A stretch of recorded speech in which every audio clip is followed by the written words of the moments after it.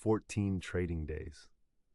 That's how long it took the market to erase weeks of panic, billions in paper losses, and approximately 10,000 bearish YouTube videos predicting the end of civilization. The sell-off that had everyone updating their resumes and Googling how to short the S&P just got its death certificate. And if you panicked out at the bottom, this video is going to sting. Let's talk about what just happened, what it means, and exactly where we go from here.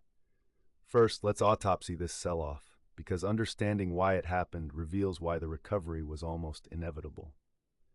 The narrative was tariffs, recession fears, and the Fed staying higher for longer. Standard doom cocktail. But here's what the headlines missed. Institutional money never actually left. Dark pool activity showed accumulation throughout the decline. Put-call ratios hit extremes that historically mark bottoms, not beginnings. And corporate buybacks quietly accelerated while retail investors were rage-selling into weakness. The smart money wasn't panicking. They were shopping. While CNBC ran segments about portfolio destruction, BlackRock and Vanguard were filling their carts at discount prices. This isn't conspiracy, it's filings, it's data, and it's the same pattern we've seen at every major bottom for the last 15 years. Now here's where it gets interesting. This wasn't just a bounce, it was a statement. The velocity of the recovery tells us something critical about market structure right now. We went from maximum fear to new relative highs in under 3 weeks. That kind of snapback doesn't happen in genuinely weak markets. It happens when sellers get exhausted and the bid underneath is stronger than anyone expected. Look at the breadth data. The percentage of stocks above their 50-day moving average went from under 20% to over 60% in 12 sessions. That's not a dead cat bounce. That's a regime change. The market went from sell everything to buy the dip worked again faster than most people could adjust their thesis. But not every sector recovered equally, and this matters for your portfolio. Technology led the charge, specifically the mega caps everyone loves to hate. Apple, Microsoft, Nvidia, they didn't just recover, they outperformed. Why? Because when uncertainty spikes, money flows to quality, to cash-rich balance sheets, to companies that can weather any storm. The death of big tech narrative lasted about as long as the sell-off itself. Meanwhile, small caps and speculative growth are lagging.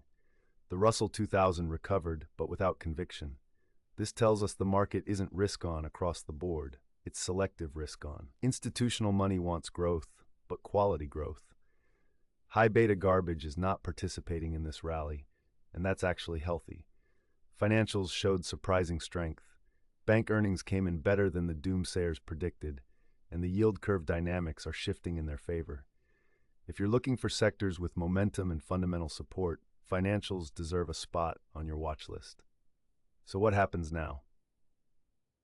Here's your roadmap for the next few weeks. Resistance sits at the prior highs.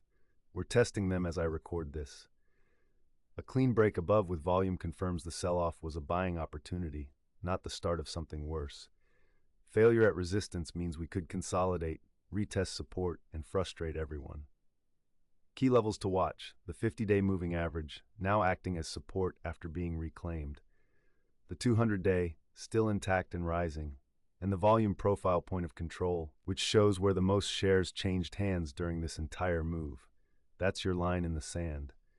The Fed meeting next month is the next volatility catalyst. Markets are currently pricing in a hold, but the real action will be in the dot plot and Powell's tone. Any hint of cuts gets bought aggressively. Any hawkish surprise reintroduces volatility. Position accordingly. Here's your action plan. If you bought the dip, congratulations. You probably don't need to do anything. Winners run. Trim if you're overexposed, but don't get cute trying to time a top that may not come. If you sold the bottom, learn the lesson. Panicking is expensive. Volatility is the price of admission for equity returns. Stop treating it like an emergency. And if you're sitting in cash waiting for clarity, understand this. Clarity is expensive. By the time everything feels safe, the move is over. The sell-off is over.